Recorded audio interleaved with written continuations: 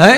अभी रौ में छूटे नहीं है, पेट में से जो बाल आए थे ना बाहों पे वो निकले नहीं है, तब तक तो स्कूल भेज दिया। इतना फास्ट ज्ञान चाहिए बच्चों को। अब माता पिता इतनी जल्दी उनको महान बनाना चाहते हैं, यानी महान बनाना चाहते हैं कि राक्षस बनाना चाहते हैं। हाँ, 3 साल का बच्चा स्कूल चला जाएगा तो राक्षस ही बनेगा, वो चिड़चिड़ा बनेगा, गुस्सेबाज बनेगा, हिंसक बनेगा, और धीरे धीरे वो तुमसे दूर हो जाएगा, तुम्हारे कुल से, खानदान से, मम्मी से, दादी से, सबसे दूर हो जाएगा। फिर क्या हो जाएगा? फिर बाहर जो भी मिलेगा उनसे जुड़ जाएगा। फिर तुम माथा फोड़ते रहना, अरे रे रे भाग गई भाग गई भाग गई, अभी तो 12वीं में पढ़ रही थी, क्या हो गया?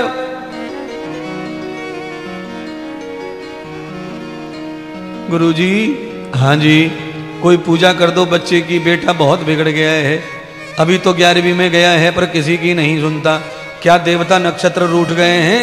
तो पंडित जी तो बता ही देंगे कि रूठ गए देवता नक्षत्र, पूजा शांति हो जाएगी। पर इंद्रदेव व्यासपीठ से यह बताना चाहता है कि कोई नक्षत्र, कोई देवता रूठा नहीं है, तुमने केवल गलती कर दी है। क्यों? क्या गलती कर दी महाराज? तुमने ये गलती कर दी कि जहां उसे तुम्हें पढ़ाना चाहिए था वहां तुमने नौकर से पढ़वा रहे हैं, तनख्वाह से, फीस से, रुपयों से। रुपया दे करके जो टीचर पढ़ाई पढ़ा रहे हैं, तुम पढ़ा रहे हो, वो संस्कार कैसे देंगे तुम्हारे? वो तो किताब में जो लिखा है वो पढ़ाएंगे, फीस ले रहे। वो कैसे सिखाएंगे दादी से कैसे बतलाना चाहिए बच्चों को? वो कैसे बताएंगे कि मम्मी से कैसे बोलना चाहिए, पिता से कैसे बोलना चाहिए? इसीलिए श्रीमद् भागवत कथा के लिए सदगुरु महापुरुष चाहिए। आपके गर्भ से लेकर के मृत्यु पर्यंत हर उम्र को ये कथा बचाती है, हर आस्था को बचाती है, हर अवस्था को बचाती है, सबके लिए आई है। छोटे छोटे बच्चों को महान बनाने का काम करती है, युवा को जवान बनाने का काम करती है, बुढ़ापे को सम्मान दिलाने का काम करती है। ये कथा, ये सत्संग, ये महापुरुष, ये शास्त्री, ये साधु महात्मा। आभ्यान्तं तं पुरुषय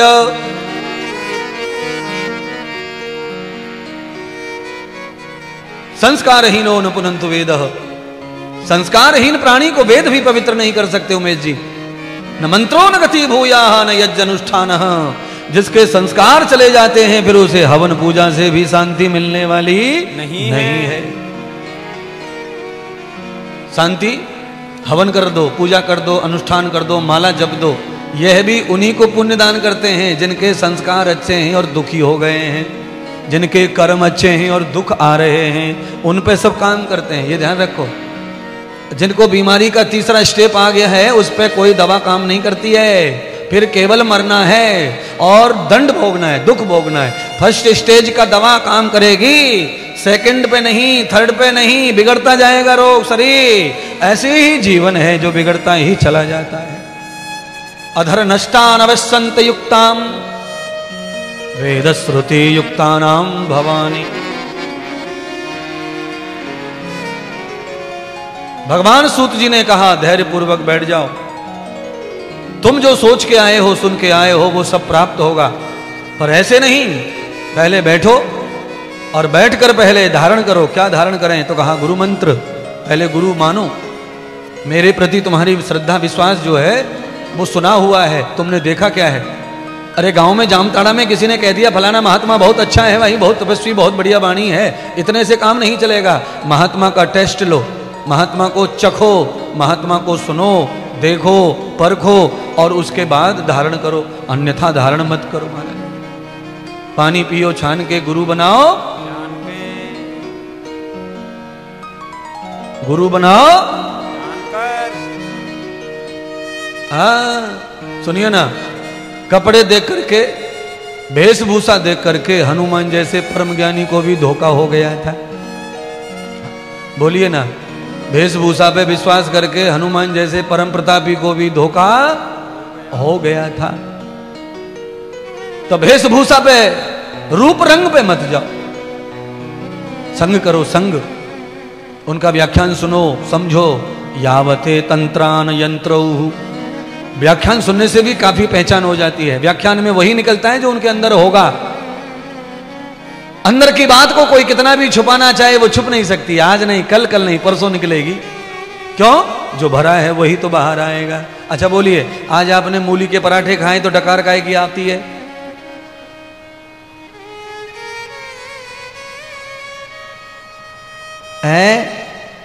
ए मोटे मोटे कुर्सी पे बैठे वाली हो, सेठानियों, मूली के पराठे खाए तो डकार किसकी आवे?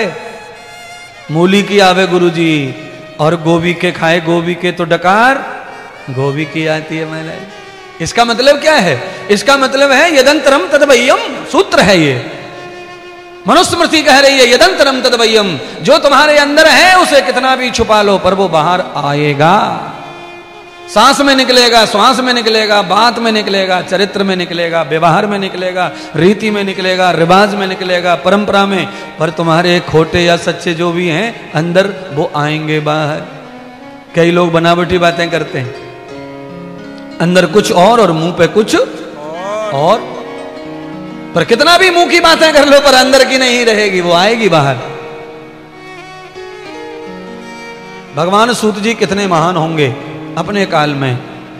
88,000 लोग आए उनकी शरणागति कथा सुनने एक साथ, और वो भी ऋषि मुनि वैज्ञानिक पढ़े लिखे लोग। तो भी वो कथा सुना नहीं रहे, वो कह रहे हैं पहले सुनो, परखो तो सही हमको, जो कथा चल रही है पहले उसे सुनो, और इसे सुनने के बाद में तुम्हें लगे कि नहीं यहाँ शांति मिल रही है तो फिर हमसे गुरु मंत्र लेकर फिर कथा सुनना, आचमन करना, श्रवण करना, संकल्प करना। यंतम तदम पुण्यायाम।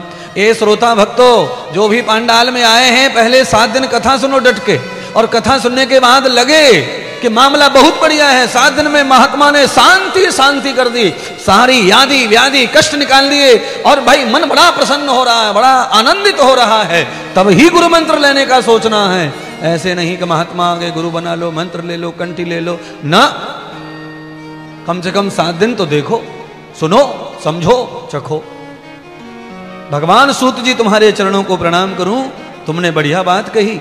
कोई लालच नहीं था गुरुदेव बनाने का, गुरु बनने का, शिष्य बनाने का।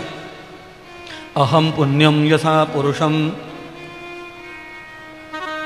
आभ्यांतरुद्राम तद्भाव रूपम। तब भगवान श्री सूत जी उस समय भागवत ही सुना रहे थे, योगा योग। और जब भागवत सुना रहे थे तो भागवत की कथा में उन्होंने महात्म ही सुनाया था तब तक। तो कहा पहले आज के महात्म को सुन लो, बाद में संकल्प लेके कथा सुनना, शिष्य बन करके। कथा श्रवण करने के लिए अगर कोई शिष्य बन जाता है, गुरु बना लेता है और गुरु मुख होकर कथा सुनता है तो कथा पूरा का पूरा भंडार भर देती है ज्ञान का, और कथा से कई गुना फल ज्यादा प्राप्त होता है। इसीलिए कंठी पहनकर कथा सुनना बहुत ज्यादा फलदायी माना है गुरु बना करके। चाहे जो भी गुरु हो तुम्हारे, गुरु बनाया हो तो कथा लाभ पर लाभ पहुंचाती है। कारण है गुरु बना लेते हैं ना तो साधु संतों के प्रति श्रद्धा हो जाती है किसी की भी। चाहे आप किसी भी गुरु की सेवा करते हैं पर आपको सब साधुओं में अपना गुरु दिखाई पड़ता है, तो फिर आपको सबकी वाणी जो है प्रिय लगने लगती है और उसका लाभ भी अधिक प्राप्त होने लगता है। इसीलिए कोई भी निगुरे मत घूमो, सब लोग कथा में गुरु बनाओ। जहां महात्मा पसंद आए, कोई ज्ञानी कोई अच्छा रास्ता दिखाएं, उनकी शरणागति में जाओ, उनके साथ रहकर, उनके चरणों में रहकर उनके दास भाव से सेवा करो, समर्पण भाव से सेवा करो, और संसार को भी उठ के चलाओ। अगर हम गुरु के चरणों में बैठकर समर्पण होकर के संसार करते हैं तो संसार फूल के समान हमारे सिर पर रहता है, फिर बोझ नहीं बनता संसार। एक नहीं 10 कंपनी चला लो, फिर एक नहीं 100 कंपनी चला लो, फिर पूरी दुनिया में तुम्हारा वर्चस्व फैला लो, फिर आप हल्के के हल्के रहेंगे। क्योंकि जिनके गुरु शरणागति हो जाती है उनका बोझ खत्म हो जाता है, और वो बढ़ते जाते हैं, बढ़ते जाते हैं, बढ़ते जाते हैं, बढ़ते जाते हैं, बढ़ते जाते हैं। और बिना गुरु के, बिना अध्यात्म के, बिना परमार्थ के, बिना सेवा दान के जो लोग उद्योग कर रहे हैं वो बोझ के नीचे दब दब के मर रहे हैं।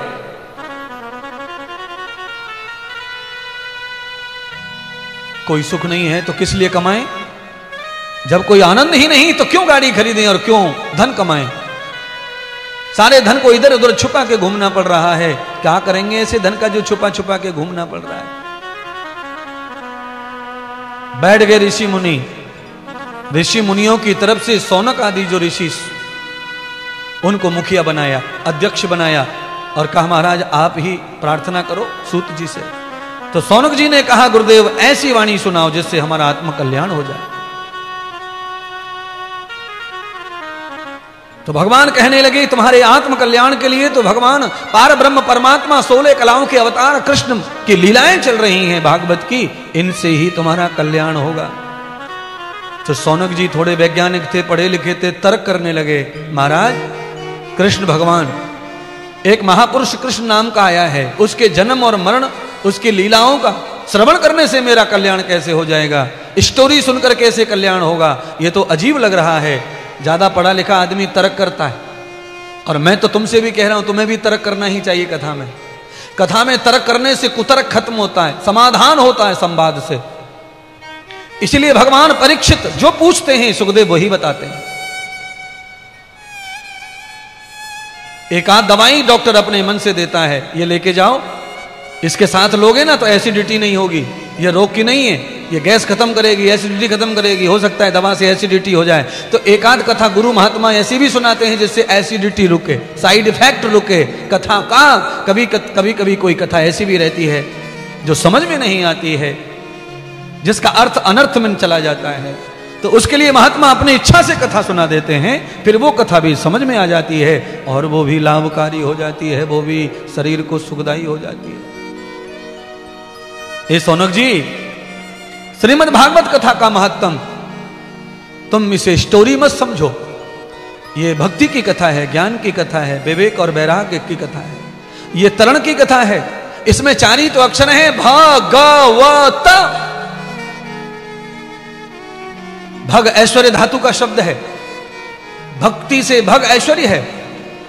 भावान्वितम भग ऐश्वर्यम धातु नाम सर्वे, सारे ऐश्वर्यों को देने वाला ये शब्द है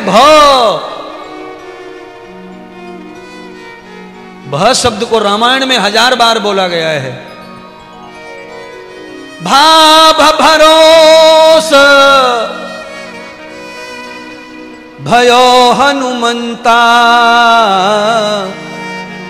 बिने हरि कृपा मिलत नहीं संता। प्रथम भगति संतन कर संगा,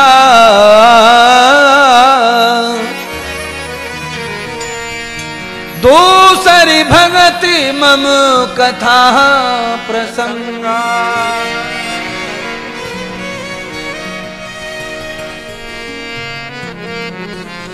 पहली भक्ति ही संतों का भरोसा है।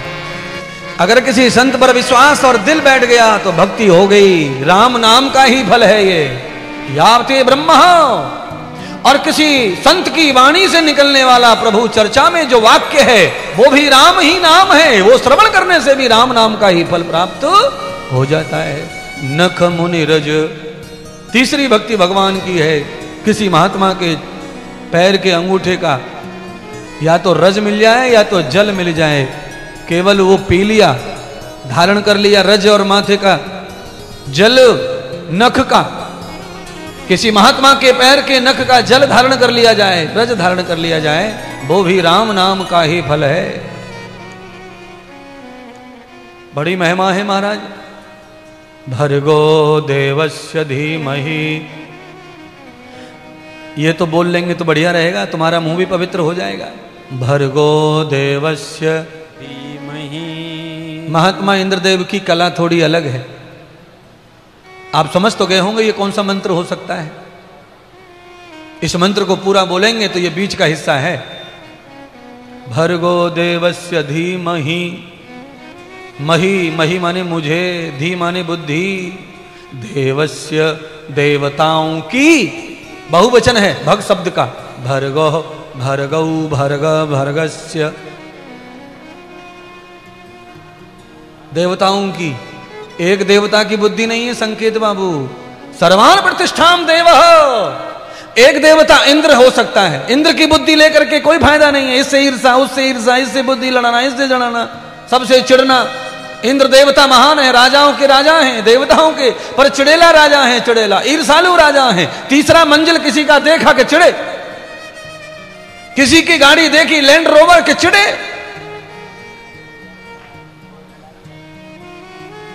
अपने से ज्यादा किसी का पसंद नहीं इंद्र देवता को। इसीलिए भगवान कितने महान हैं। ब्रह्मा जी, उन्होंने गायत्री मंत्र में कहा कि एक देवता नहीं, सर्वम देवः प्रतिष्ठितम बुद्धिमता युक्तानाम सर्वा।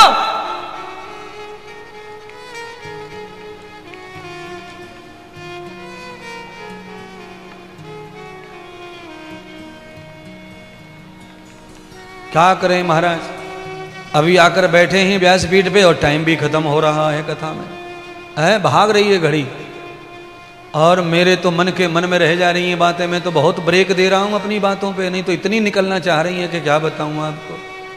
पर मैं कह रहा हूं कि समय के साथ में सब कथा हो जाए, इसीलिए मैं झांकियों पे ज्यादा भरोसा नहीं रखता, क्योंकि मुझे इतनी ब्रेक मारनी पड़ती हैं कि पैडल खराब हो रहे हैं गाड़ी के। यथातष्टान भूयंत रूपता। और इस समय झांकी की नहीं, इस समय शब्दों की जरूरत है। इतनी अशांति खोपड़ी में घुसी पड़ी है, सबके बीमार पड़े हैं, सबके सब गैस बन रही है, पेट फूल रो है, बढ़िया खा के भी बीमार पड़े हैं, लाश बने बैठे हैं घर में, और कुछ हाथ लग नहीं रहा है महाराज। और मेरी कथा का मतलब है, मैं अगर कथा गा रहा हूं तो मेरा मतलब है 7 दिन में चेहरा एकदम ऐसा हो जाना चाहिए, प्रतापी चेहरा, चमकने लगे चेहरा। 7वें दिन पाउडर ना पोतना पड़े, क्रीम ना पोतनी पड़े गलों पे, लिपस्टिक लगा के ना आना पड़े, या अपने आप भन बना के गनगनाने लगे, चेहरा खिल के आ जाए बाहर। और आ जाएगा खून पतला 7 दिन में शरीर में हो जाए। ये खून गाढ़ा हो गया तुम्हारा, कीचड़ हो गया, जैसे ही पतला कर दूंगा एकदम पूरा का पूरा चमकेगा चेहरा, गुलाबी फोकस मारेगा, झंझना जाएगा। फिर ओता पोती नहीं करनी पड़ेगी, फिर डिस्टेंबर प्लास्टर नहीं मारना पड़ेगा।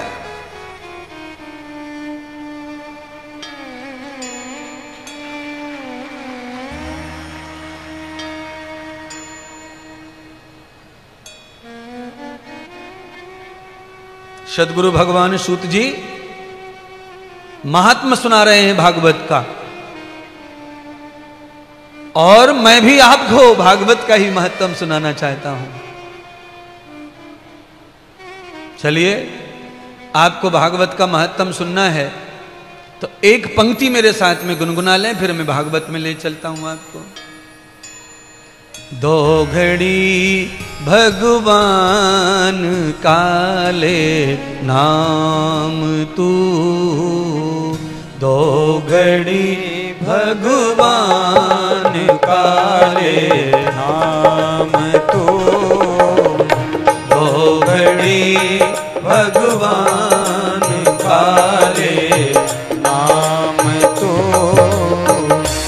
2 घड़ी भगवान काले नाम तू, छोड़ कर दुनिया के सारे काम तू, छोड़ कर दुनिया के सारे काम तू, 2 घड़ी भगवान काले नाम तू, 2 घड़ी भगवान काले नाम तू, 2 घड़ी भगवान काले नाम तू।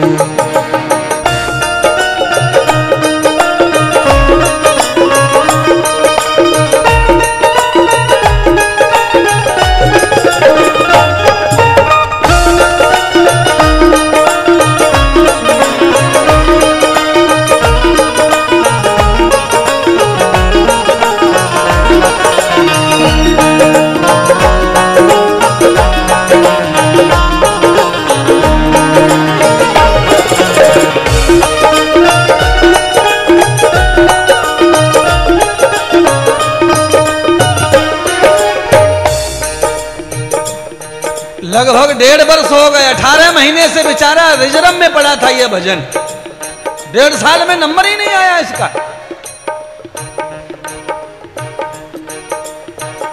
शीशा ये दिल साफ कर आसन लगा, शीशा ये दिल साफ कर आसन लगा, आसन लगा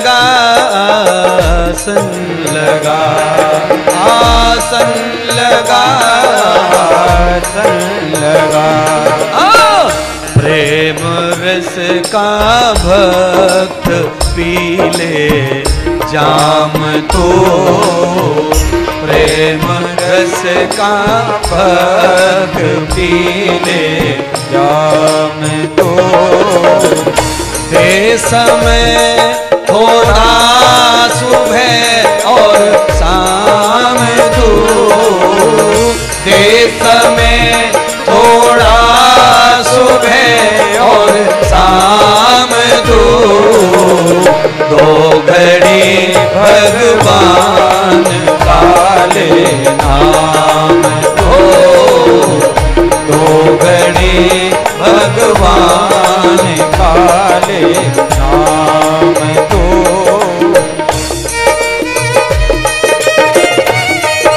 तालियों की सेवा करते हुए बोलिए सतगुरुदेव भगवान की जय।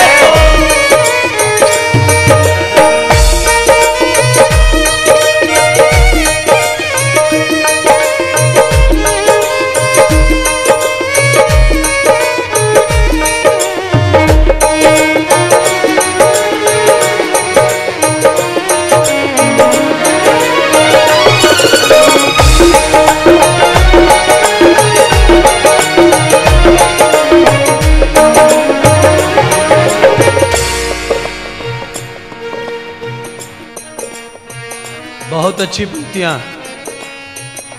देख तेरे काम की ये बात है, देख तेरे काम की ये बात है, बात है, बात है, वो बात है, बात है। पाएगा दुनिया में फिर विश्राम तो, पाएगा दुनिया में फिर विश्राम तो, छोड़ के दुनिया के सारे काम तू, छोड़ कर दुनिया के सारे काम तू, दो घड़ी भगवान का नाम तू, दो घड़ी भगवान का नाम तू, दो घड़ी भगवान का नाम तू। दे समय थोड़ा सुबह और शाम तू, दे समय थोड़ा सुबह और शाम तू, दो घड़ी भगवान का नाम तू, दो घड़ी भगवान का नाम तू, दो घड़ी भगवान का नाम तू, दो घड़ी भगवान का नाम तू, दो घड़ी भगवान का नाम। सतगुरुदेव भगवान की जय हो। एक लाइन गा रहा हूं, उस पे अमल करो। शीशा ये दिल साफ कर आसन लगा, शीशा को कागज से पोंछ दिया जाए फिर चेहरा कैसा चमकता है, हाय हाय हाय हाय। ऐसे ही तुम्हारे हृदय रूपी शीशे में इतने दारे दाग लगे हैं कि क्या बताऊं महाराज। है आप अपना चेहरा अपने ही शीशे में देखते हैं तो धुंधला धुंधला दिखाई देता है। क्यों? वृत्ति अच्छी नहीं है, सोच अच्छी नहीं है। एक पल का भी भजन बहुत बड़ा तप देने वाला होता है। घंटों घंटों राम राम करने से बहुत कुछ नहीं मिलेगा। एक सेकंड भी कर लिया, एक क्षण भी कर लिया तो बहुत कुछ मिलेगा। पर कहां? शीशा ये दिल साफ कर आसन लगा, दे समय थोड़ा सुबह और शाम तू, छोड़ के दुनिया के सारे काम तू, तन मन धन सब कुछ है तेरा, प्रभु सब कुछ है तेरा। बहू फोन उठा ले, फोन आ रहा, बहू फोन उठा ले, फोन। आरती कर रही है सेठानी और ध्यान पूरा डायल टोन पे जा रहा हो फोन की पे, टर टर टर टर। अरे ये टर टर कभी बंद ना होगा, आरती पूरी कर ले सेठानी, कुछ ना रखा। छोड़ कर दुनिया के सारे काम तू, दे समय थोड़ा सुबह और शाम तू। अरे पूरे दिन मरो, मरना है तो पूरे दिन मरो, 12 घंटे मरो, जो करना है करो, पर सुबह शाम थोड़ा क्लियर हो जाओ। बहुत कुछ जीवन में मिलेगा, सुबह शाम से ही भगवान कुशल रहते हैं। जब सूर्य प्रकट हो धरती पर तब थोड़े अच्छे हो जाओ, तुम भी मिलन करो सूर्य से, और सूर्य जब अस्त हो जाए तो रात्रि से मिलन करो। योग कहते हैं इसको, इसी का नाम है भजन करना, संयोग योग। सारे ऋषि महर्षि भजन ध्यान करके बैठ गए और कथा श्रवण कर रहे हैं, तो ऐसी कथा सुनानी चाहिए कि ऋषि मुनि सब भागवत के प्रेमी हो जाएं। तदा महत्तम यथा पुरुषाम, कहते हैं भगवान सूत जी ने ऐसी कथा सुनाई, उस कहानी को सुनकर के सारे ऋषि मुनि दीवाने हो गए भागवत के। कौन सी कथा है वो? तो हर व्यास सुनाता उस कथा को, चाहे छोटा हो या बड़ा हो। कहते हैं कि भगवान ब्रह्मा जब बीमार हो गए तो उनके पुत्र नारद जी ने अपने पिता ब्रह्मा की परम शांति और परम कुशलता के लिए तीर्थों का यतन किया। यावते तीर्थाम प्रबंध युक्तानाम भवानी, जैसे हमारे पंडित पुराणों में कहते हैं कि अपने पितरों का भला करना चाहते हो तो उस तीर्थ में जाओ, वहाँ पूजा करो, गया में जाओ, बद्रीनाथ में जाओ, ये श्राद्ध करो, वो श्राद्ध करो। नारद जी ने अपने पिता के कल्याण के लिए सर्वत्र सब कर्म किया, पर नावते सुखम भावेत, पर कोई सुख नहीं मिला ब्रह्मा जी को। और जब ब्रह्मा जी को कोई सुख नहीं मिला तो नारद जी परेशान हो गए। क्यों? अच्छे पुत्र का दिमाग है ना। कैसा पुत्र? जो पितरों का भक्त है। ऋण से उर्ण होने के लिए जो नारद खड़े हुए हैं, हे पिताश्री, अगर मैं पुत्र होकर आपको खुश नहीं कर पाया तो मेरा पुत्र होने पर धिक्कार है। 3 लोक 14 भवन की यात्रा नारद जी ने की।